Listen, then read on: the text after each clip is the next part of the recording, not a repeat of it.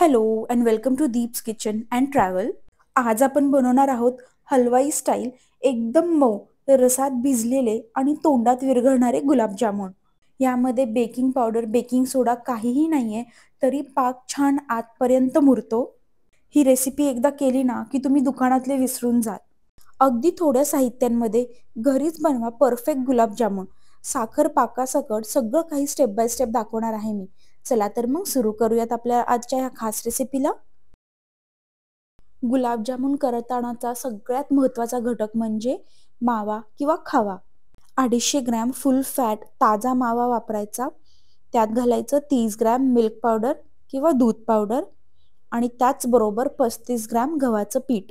बरेच लोक ह्यामध्ये मैद्याचा वापर करतात बाइंडिंगसाठी, पण मी मुद्दाम गव्हाचं पीठ वापरते का मी ते सांगेनच पुढे. सर्वात महत्त्वाचे हे 3 घटक आहेत. पनीर बिनीर ह्यामध्ये प्लीज काही टाकू नका.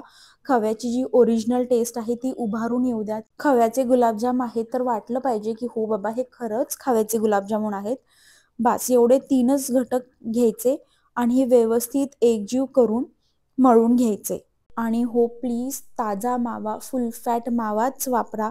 पॅकेट मावा जो बाहेर मिळतो शक्यतो तो खूप ड्राय असतो. मावा म्हणून तर तो नसतोच. मिल्क सॉलिड्स असं ठळक त्या पाकिटावर लिहिलेलं असतं. खवा मिल्क पावडर आणि गव्हाचं पीठ हे सगळं एकत्र केल्यानंतर मला थोडासा ड्राय वाटलं हे, त्यामुळे अगदी थोडं 1च चमचाभर मी दुधाचा वापर केलेला आहे. आता हे सर्व एकत्र केल्यानंतर तळ हाताच्या मदतीने आपण हे छान 8 ते 10 मिनिटं मळून घेणार आहोत.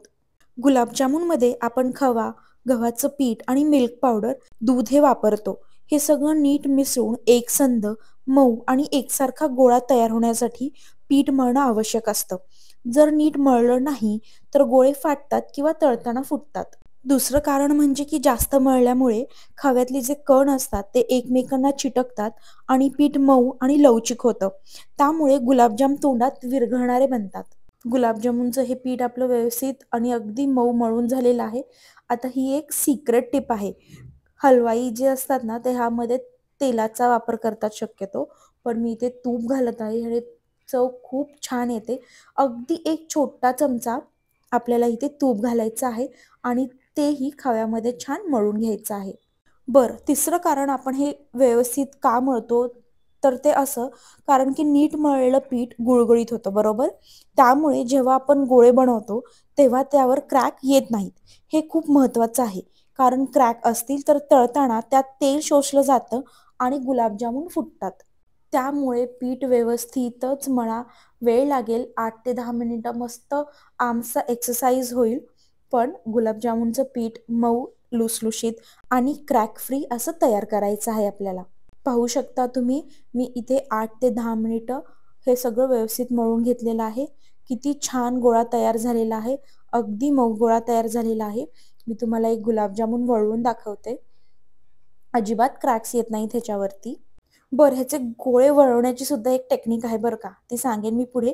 पण तुम्ही आता पाहू शकता एकदम मस्त स्मूथ असा तयार झालेला आहे. आता आपण काय करूयात, हे पीठ स्वच्छ कापडाने झाकून 10 ते 15 मिनिटं रेस्ट करायला ठेवून देऊयात. आणि पीठ रेस्ट होतंय तोवर आपण ह्याचा पाक तयार करायला घेऊयात. आता पाक करताना साखर किती घ्यायची, तर जेवढा आपला खवा आहे, जेवढं खव्याचं वजन आहे, पावशेर खवा घेतला होता 250 ग्रॅम, तेवढीच साखर घ्यायची. मी इथे 250 ग्रॅम साखर घेतलेली आहे आणि जेवढी साखर आहे त्याच्या दुप्पट पाणी घालायचं. म्हणजे 250 ग्रॅम आपली साखर आहे तर अर्धा लिटर पाणी घातलेलं आहे. साखर इथे विरघळलेली आहे. साखर विरघळली की हे पाक आपल्याला साधारण 7 ते 8 मिनिटं छान उकळी काढून घ्यायचं आहे. गुलाबजामुनचा पाक एकतारी कधीच नसावा. गुलाबजामुन रस झपाट्याने शोषतील असाच पातळ पाक आपल्याला हवा आहे. आता तुम्हाला आवडत असल्यास तुम्ही पाकात वेलदोड्याची पूड, गुलाब पाणी किंवा केवड्याचं पाणी असं घालू शकता. मला सिंपल प्लेन ठेवायला आवडतं, त्यामुळे खव्याची चव उचलून येते. त्यामुळे मी पाकामध्ये काहीच घालत नाही. पाक तयार झाला की तो बाजूला ठेवायचा आणि आता आपल्या पिठालाही एक 10 ते 15 मिनिटं झालेली आहेत. आता ह्याचे गोळे करून घेऊयात. एक समान सगळे गोळे करून घ्यायचे. सगळे गोळे एक समानच करून घ्यायचे. काही छोटे काही मोठे असे करायचे नाहीत, कारण तळताना ते एकत्र व्यवस्थित तळले जातात. क्रॅक फ्री गोळे आपल्याला तयार करून घ्यायचे आहेत. आता गोळे कसे तयार करायचे, तर छोटासा गोळा घ्यायचा.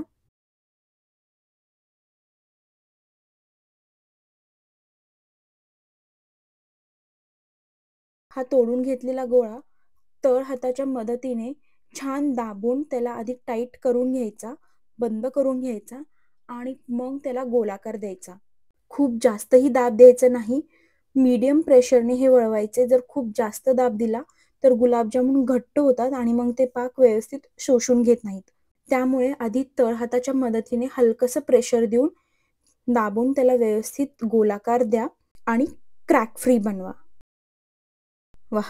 छान मस्त मऊ आणि क्रॅक फ्री, कुठेही तडा गेलेला नाहीये असे गोळे तयार करून झालेले आहेत. असेच गोळे तयार करायचे. तुम्हाला जर मिनी गुलाबजामुन हवे असतील तर गोळे थोडे छोटे बनवा. सगळे गोळे माझे आता बनवून तयार झालेले आहेत. गोळे अर्धे बनून झाले तेव्हाच मी तेल गरम करायला ठेवलं होतं. आता गुलाबजामुन तळताना तेल मध्यम गरम ठेवायचं. गुलाबजामुन टाकला आणि तो एकदमच काळपट झाला असं व्हायला नको.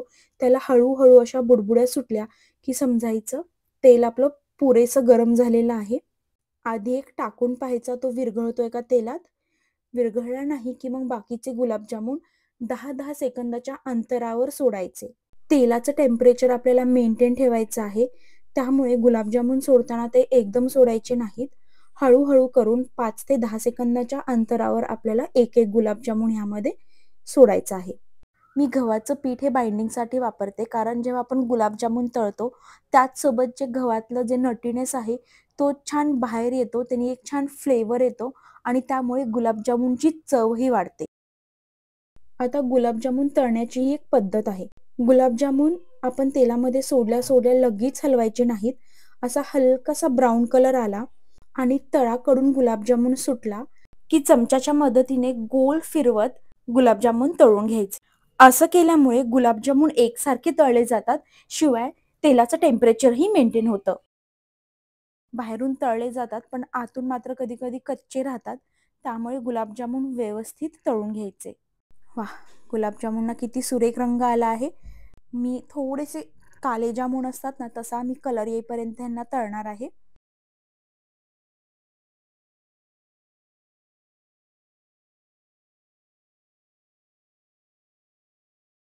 येस, असाच मला कलर हवा होता. हे करपलेले नाहीयेत.